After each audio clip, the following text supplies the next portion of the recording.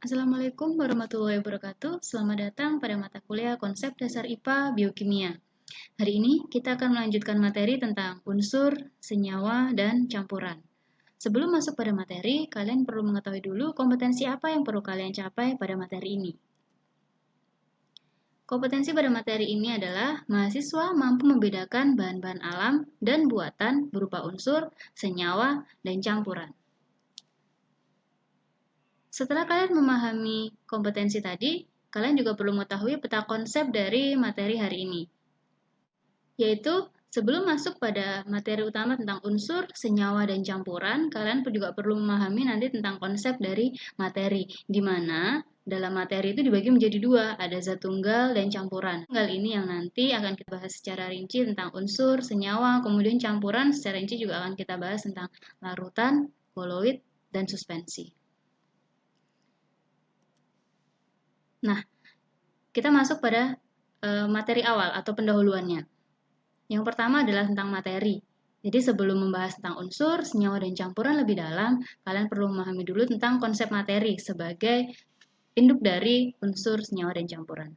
Materi merupakan segala sesuatu yang memiliki massa dan menempati ruang, baik makhluk hidup seperti manusia, hewan, dan tumbuhan, ataupun makhluk tak hidup, seperti air, udara, batu, dan lain sebagainya. Ada beberapa karakteristik dari materi. Yang pertama adalah materi itu dapat berwujud padat, cair, dan gas. Nah, zat padat memiliki bentuk dan volume tertentu, di mana bentuknya pun cenderung stabil. Kemudian untuk zat cair, bentuknya tidak tetap, bergantung pada wadahnya, dan juga memiliki volume tertentu. Nah, kemudian untuk zat gas, tidak mempunyai bentuk dan volume tertentu, di mana bentuknya bergantung pada ruangnya. Ya.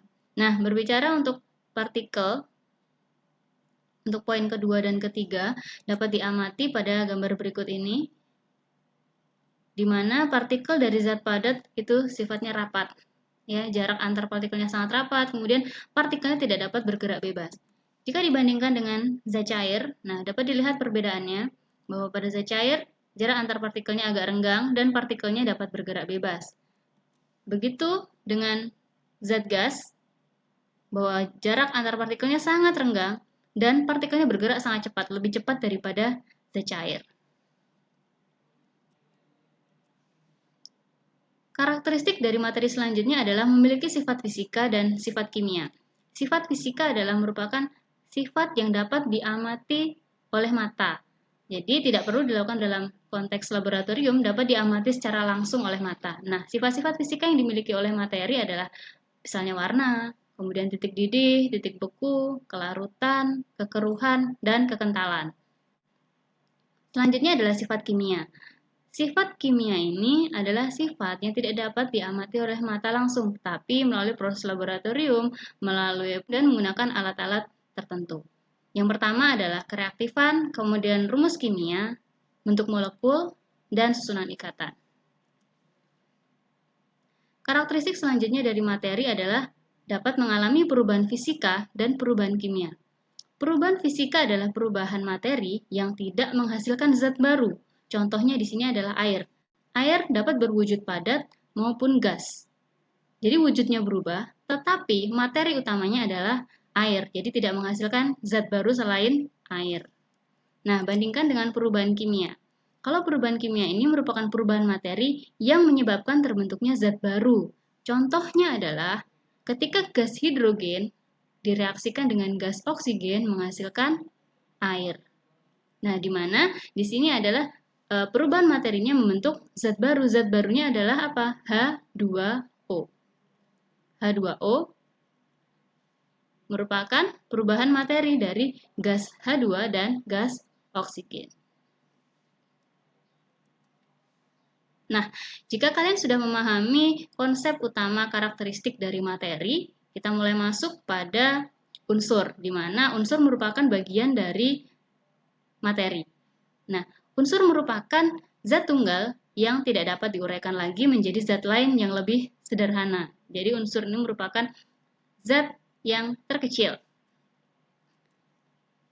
Di alam teridentifikasi sebanyak 118 unsur, di mana sebagian besar unsur terbentuk secara alami dan sebagian kecilnya melalui proses sintesis atau proses sintetis buatan dari reaksi nuklir. Nah, kalau kita berbicara reaksi nuklir itu kan atom-atom dalam unsur ditembakkan oleh sinar-sinar tertentu, misalnya sinar alfa, beta, gamma.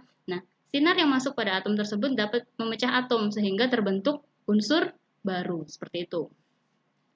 Nah, dengan banyaknya unsur yang ditemukan di alam, unsur-unsur tersebut dikelompokkan berdasarkan kenaikan nomor atom dan kemiripan sifat dalam sistem periodik unsur. Nah, kalau sistem periodik unsur ini sepertinya juga pernah kalian pelajari ketika SMA ya.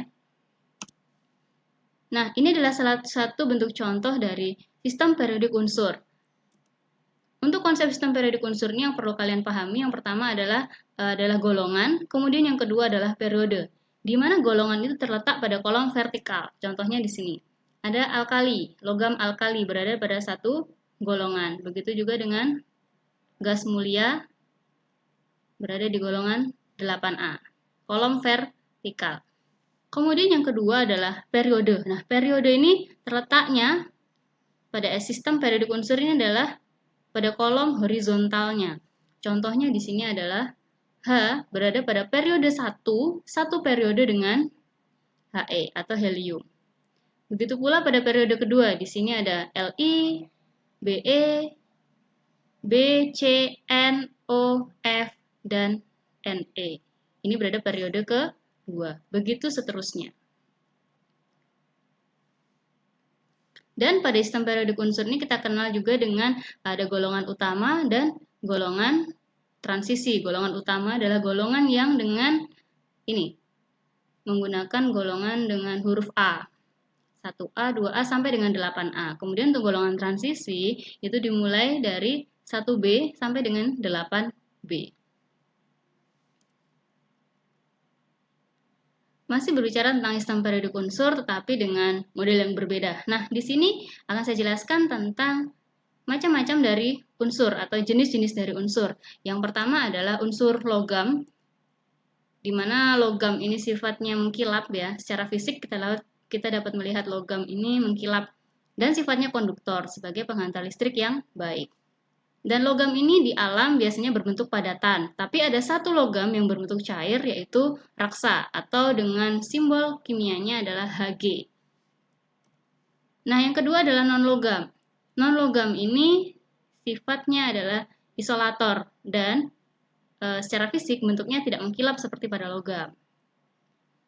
Dan yang ketiga adalah metaloid. Nah, metaloid ini berada di antara sifat logam maupun non-logam.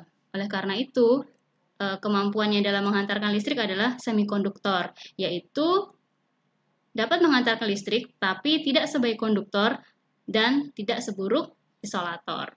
Nah, di mana saja unsur-unsur yang termasuk golongan logam, non-logam maupun metaloid. Di sini kalian bisa melihat pada warna biru tua ini merupakan logam. Semua warna biru tua ini adalah termasuk unsur logam.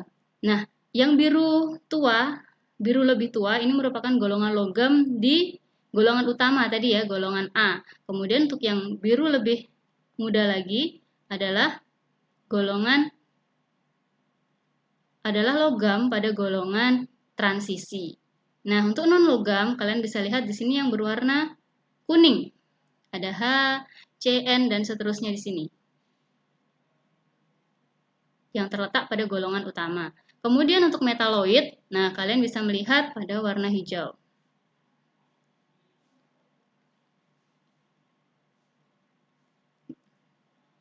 Nah, kalian sudah memahami jenis-jenis unsur dari unsur logam, kemudian non-logam, maupun unsur metaloid. Nah, dalam kehidupan sehari-hari, unsur-unsur tersebut bisa juga dimanfaatkan dalam kehidupan sehari-hari. Nah, yang pertama contohnya adalah ini, sifatnya mengkilap. Ya, berarti termasuk unsur logam, yaitu ini adalah emas. Simbol kimianya adalah Au. Nama internasionalnya adalah aurum, oleh karenanya simbolnya adalah Au. Kemudian yang kedua selanjutnya adalah ini adalah belerang yang biasa di pegunungan-pegunungan ya. Simbolnya adalah S. Nah, nama internasionalnya adalah sulfur. Jadi simbolnya adalah S.